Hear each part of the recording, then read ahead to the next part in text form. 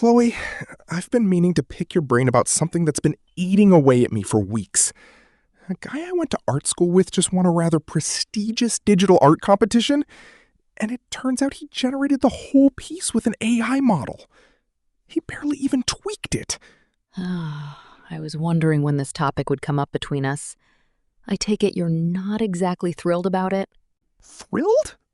I'm livid, honestly. I spent the better part of a decade honing my craft, sketching until my wrist ached, studying anatomy, color theory, composition. And now someone types a few clever prompts into a machine and walks away with the prize money? It's a slap in the face. I hear you, and I'm not going to dismiss your frustration out of hand. But I think you might be framing this in slightly black and white terms. The history of art is, in many ways, the history of technological disruption. When photography emerged in the 19th century, portrait painters were up in arms. They genuinely believed their profession was finished. That's a false equivalence, though, isn't it? A photographer still has to compose the shot, understand lighting, develop an eye. With AI, the machine does the heavy lifting. You're outsourcing creativity itself. Are you, though? I'd argue that crafting a genuinely original prompt, one that yields something visually striking rather than generic, requires a surprisingly refined aesthetic sensibility. The best AI artists I've encountered tend to have backgrounds in traditional media. They know what they're reaching for. Maybe. But here's what really gets under my skin. These models were trained on billions of images scraped from the internet, including work by artists like me who never consented to any of it. My style, my line work, my years of effort, all quietly digested into some data set and regurgitated on demand. It feels like a form of theft, frankly. Now that is a legitimate grievance, and I won't try to sugarcoat it.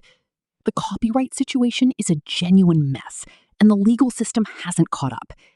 Several lawsuits are currently making their way through the courts, and I suspect the landscape will look very different in 5 years' time. 5 years is an eternity when your livelihood is on the line.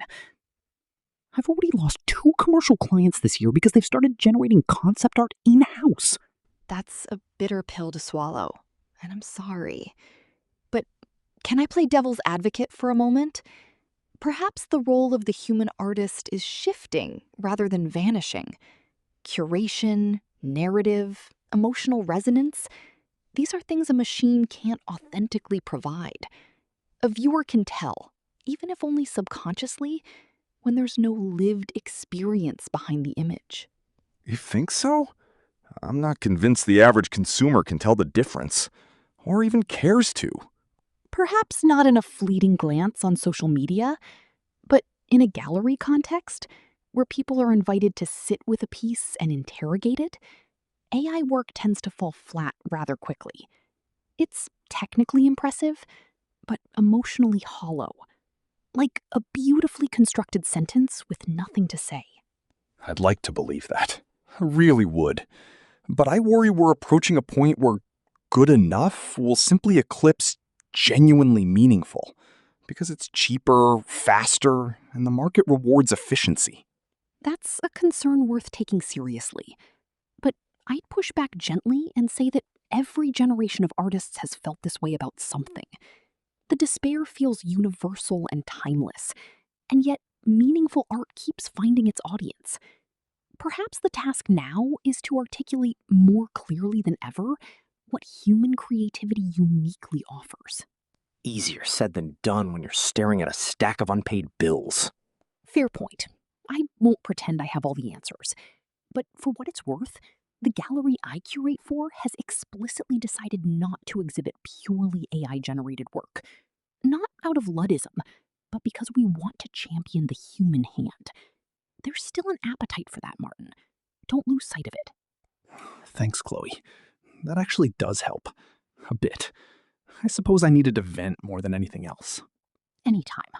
And listen, let's grab a proper coffee next week, and I'll introduce you to a collector who's specifically looking for traditionally illustrated work. Small steps.